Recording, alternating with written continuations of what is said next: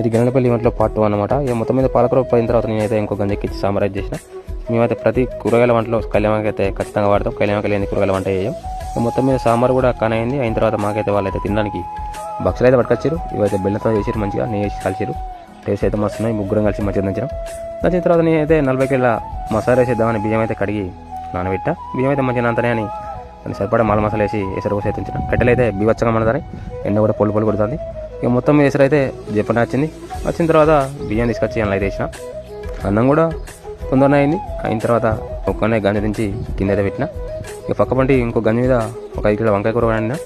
అది అయిపోయిన తర్వాత ఇక పెరుగు అయితే మంచిగా క్యారెట్ వేసి కలిపిన. నేనైతే ఖచ్చితంగా పెరుగులో క్యారెట్ అయితే ఖచ్చితంగా తురిమేస్తా. ఎందుకంటే టేస్ట్ కూడా మస్తు ఉంటుంది, చూడడానికి కూడా లుక్ కూడా బాగుంటుందని. ఇక మొత్తం మీద వంటలు అయితే అన్నీ భోజనాలు కూడా స్టార్ట్ చేశారు.